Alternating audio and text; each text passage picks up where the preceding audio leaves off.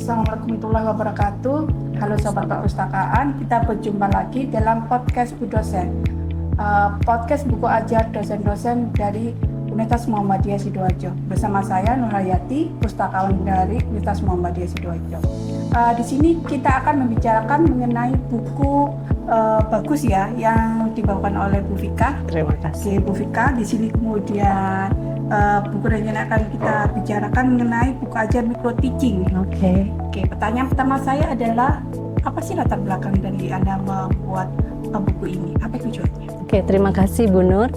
Untuk yang mendasari saya membuat buku ajar ini yaitu yang pasti satu, saya mengampu mata kuliah ini sehingga tergerak dari beberapa referensi yang saya baca, kok menarik ya kalau kita bikin buku sendiri. Nah, akhirnya saya kumpulin referensi, kemudian saya rangkum menjadi buku ajar micro teaching ini dan saya implementasikan juga di kelas gitu Ibu. Kita masih lebih jauh mengenai micro teaching ini sendiri apa sih Bu? Oke. Karena kami bergerak di bidang pendidikan, khususnya pendidikan bahasa Inggris, jadi kami selama ini meskipun dulu waktu saya kuliah juga ada mata kuliah micro teaching. Jadi sebelum kita terjun ke lapangan mengajar siswa-siswa yang ada di kelas, di sekolah, itu kita dibekali dengan ilmu-ilmu micro teaching. Dan pada dasarnya micro teaching itu adalah not real teaching. Jadi simulasi saja ya, jadi bukan teaching yang sebenarnya tapi lebih ke latihan untuk mengajar Ibu, sehingga ada beberapa penyesuaian, misalnya siswanya lebih sedikit, kemudian waktunya lebih pendek, materinya lebih sedikit, di mana para calon guru nanti akan praktek untuk menyalurkan informasi kepada siswa terkait ilmu yang dipelajarinya saat itu. Kalau bahasa Inggris berarti mereka akan mengajar dalam skala kecil bagaimana bahasa Inggris itu diterapkan di sekolah. Seperti itu Ibu. Oke. Karena ini ditujukan untuk calon guru ya? Betul. Jadi kalau ini ditujukan untuk calon guru, bagaimana kemudian buku micro teaching ini akan membentuk kesiapan dalam segi pedagogis buat calon-calon guru ini dalam praktek lapangan? Oke, dari buku ini sudah ada beberapa panduan Bu. Selain teori apa itu micro teaching, dari beberapa expert juga ada panduan, misalnya ada observation sheet. Nah, di mana para calon guru ini bisa mempelajari ketika temannya mengajar sesama atau namanya peer teaching. Nah, mereka akan menggunakan panduan observasi, lembar observasi yang ada di buku ini untuk memberikan penilaian, checklist. Jadi ada peer teaching, ada peer observation, dan juga ada reflection. Nah, di situ semua ada di dalam buku ini sehingga mahasiswa bisa membacanya sendiri dan mengembangkan, oh ternyata teman saya yang mengajar ini bagusnya di poin ini tapi kurang di poin itu. Nah, di situ ada beberapa checklist yang sudah kami siapkan di dalam buku itu. Oke, terus kemudian bagaimana memodifikasikan supaya apa yang buku ini kemudian membuatnya menjadi lebih adaptif. Jadi membuat ketika pelajaran ini diterapkan kemudian menjadi lebih adaptif dalam gaya belajar calon-calon guru ini nanti, dan kemudian kedepannya juga para siswanya itu sendiri. Oke, kalau untuk adaptif ya Bu, kami saat itu karena saya ini juga tim ya, ada dengan Bu Dr. Julia Astuti. Di situ kami memberikan slot di chapter teaching strategies ya. Di situ ada beberapa poin di mana ada beberapa strategis yang bisa membantu mahasiswa untuk mempelajari cara mengajar bagi siswa yang misalnya visual, audio ataupun audiovisual, sehingga apalagi ini ada kurikulum merdeka ya Bu, sehingga kita harus peka terhadap siswa, di mana siswa itu beda ya, dalam arti mereka mempunyai gaya belajar mereka masing-masing, sehingga kami tanamkan kepada mahasiswa jangan selalu memakai satu strategi saja, tapi kombinasikan, variasikan strategimu sehingga seluruhnya bisa terwadahi. Ada yang visual, ada yang audio dan audiovisual, dan juga teknologi. Nah, untuk belum taksonomi sendiri, tujuan pembelajaran itu kami juga memasukkan bahwa ada juga perkembangan yang mengarahkan pada digital Bloom taxonomy, sehingga mahasiswa juga tahu kalau ketika kita menerapkan suatu teknologi, itu yang kita minta dari mahasiswa itu mereka bisa melakukan apa sih di kelasnya. Nah, itu juga kami sesuaikan dengan kebutuhan tren pendidikan saat ini, Bu Nur. Ya. Kalau bicara mengenai konteks pendidikan di Indonesia, maka kemudian apakah micro teaching ini masih relevan nggak, Bu? Selalu relevan saya rasa ya, Bu ya. Karena ketika seorang guru akan terjun ke lapangan di dalam seleksi, mereka akan diminta untuk melakukan simulasi teaching, sehingga kami ingin memberikan bekal ketika mereka kuat dalam micro teaching ini, mereka akan siap untuk menghadapi dunia kerja, khususnya di bidang seleksi calon guru ya, terutama guru bahasa Inggris. Bahkan ada misalnya seleksi PPG pun itu ada interview, dan salah satunya juga akan menyangkut bagaimana menerapkan strategi pembelajaran di kelas. Nah, jadi sangat relevan dan akan selalu relevan kalau menurut saya, Bu Nur. Ya. Terus kemudian kalau kita bicara mengenai efektivitas dari proses pembelajaran micro teaching ini, maka kemudian bagaimana proses evaluasinya. Jadi kemudian kan kita seorang calon guru itu kan tidak lepas ya dari pengamatan sekitar, baik itu dari siswa maupun kemudian dari para guru yang benar-benar mengajar di sekolah tersebut. Betul. Dan kemudian seberapa efektif? Kemudian apakah cukup refleksi itu dari diri sendiri atau kemudian juga mendapat imbal balik dari rekan sejawat? Oke.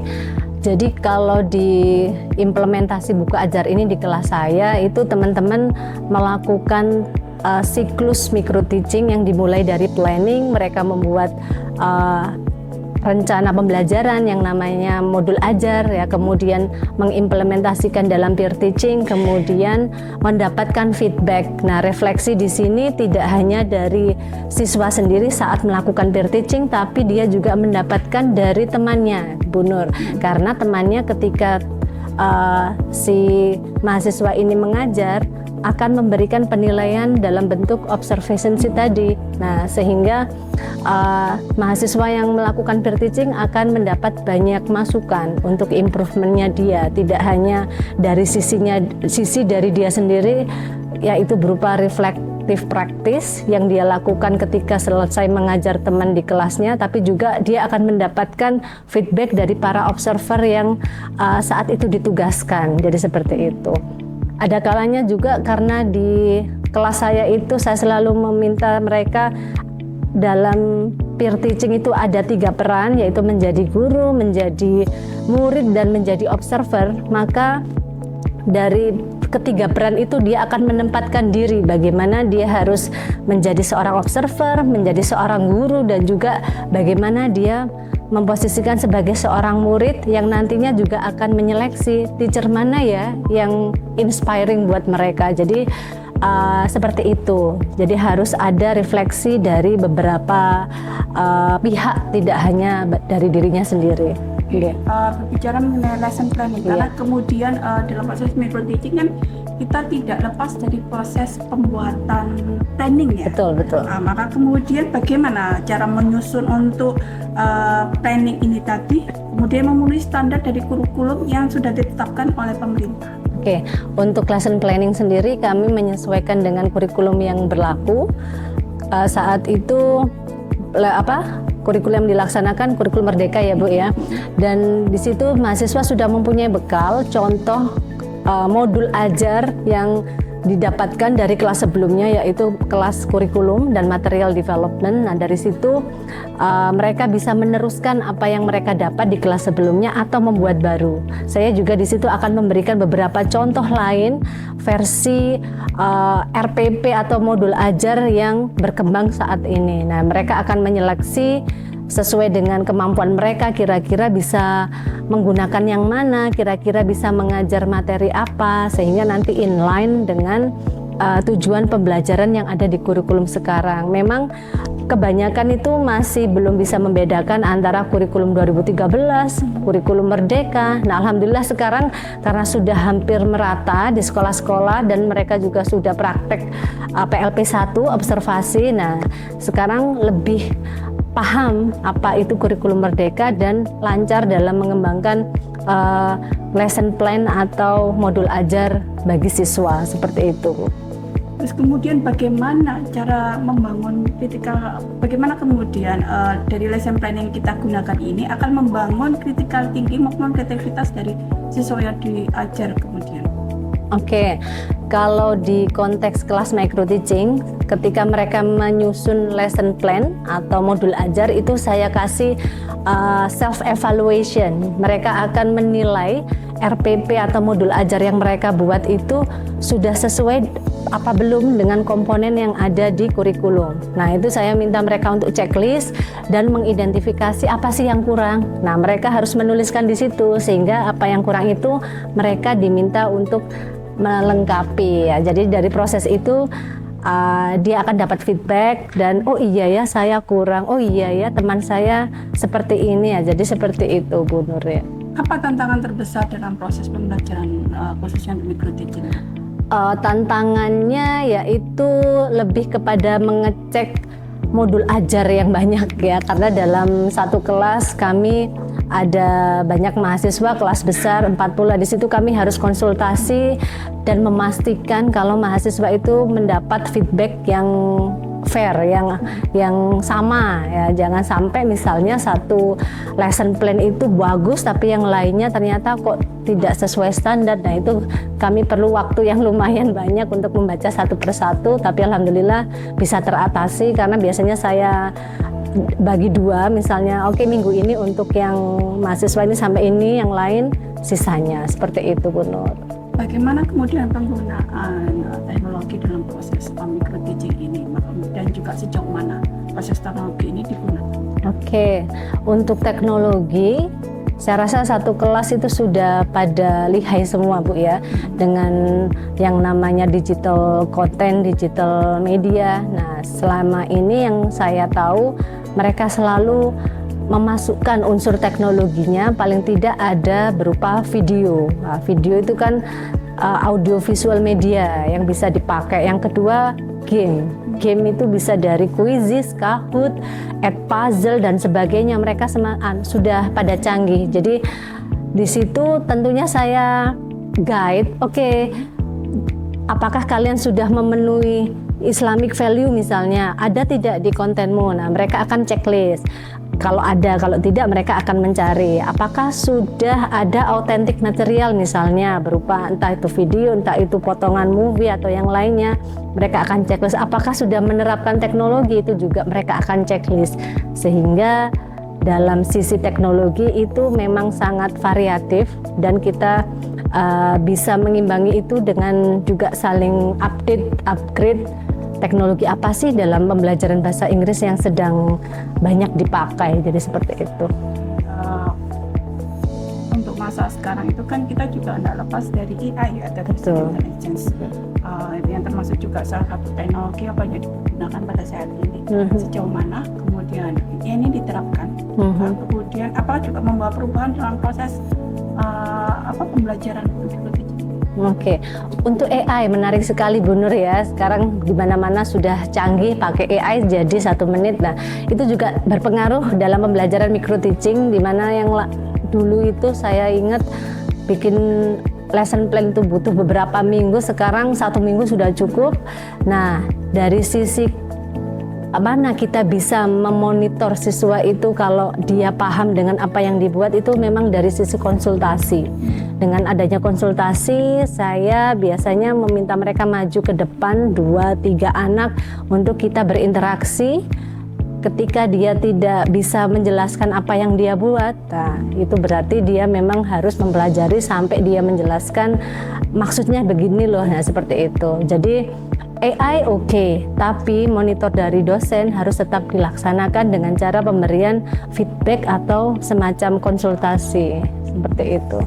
Terus kemudian berbicara mengenai masalah etika, etis ya, kemudian dalam proses pedagogis ini, maka kemudian apa saja yang perlu diperhatikan, terutama untuk mengintegrasikan teknologi ini dalam proses strategi pembelajaran. Oke. Aku bahasa Inggris. Untuk etika atau kode etik dalam pembelajaran ya Bu ya. Di sini kan kita sering dengar ada penggunaan sosial media mungkin ya, atau mungkin teknologi lain. Yang pasti saya sampaikan ke para mahasiswa itu tolong jaga privasi dari siswa. Ya, ketika memang kalian menggunakan sosial media tertentu, tolong dijaga kerahasiaannya. Kalaupun mau meng-share ya silakan dihapus bagian nama atau alamat akun yang mereka punya, sehingga mereka akan merasa nyaman ketika pembelajaran dan tidak ada kata bullying atau sebagainya. Kemudian untuk etika sih lebih ke plagiarisme ya, tapi kan karena di micro teaching ini tidak membahas mengenai artikel ilmiah ya, saya rasa tidak sampai sejauh itu, kita tidak perlu melakukan cek plagiasi, tidak sampai sana, tapi itu tadi memastikan bahwa mahasiswa ini paham apa yang dia tulis dan bisa menilai sendiri kekurangan mereka apa, kelebihan mereka apa, seperti itu Bu. Oke, cukup banyak ya Bu bicara mengenai masa micro teaching ini, dan saat ini juga menarik dan ini sangat berguna buat para calon guru yang ada di luar sana. Kemudian kita persembahkan juga buku-buku ini yang kemudian bisa diakses dan di-download ya Bu ya. Bisa. Dari link yang sudah disediakan oleh perpustakaan Utsida, maka kemudian silakan Anda kemudian mengunjungi website kami. Di situ kita kemudian bisa Anda semua para calon guru bisa mengakses buku micro teaching yang kemudian sudah ditulis oleh Ibu Vika ini untuk menjadi pedoman dalam proses pembelajaran yang akan diterapkan di sekolah yang akan Anda ikuti di situ. Ya. Terima kasih Bu Vika. Terima kasih Bu Nur. Saya ucapkan terima kasih banyak Ibu. Sama-sama Ibu. Dan sampai jumpa lagi dalam podcast Budosen pada kesempatan berikutnya. Saya Nurayati, saya undur diri. Assalamualaikum warahmatullahi wabarakatuh. Assalamualaikum warahmatullahi wabarakatuh. Bye-bye.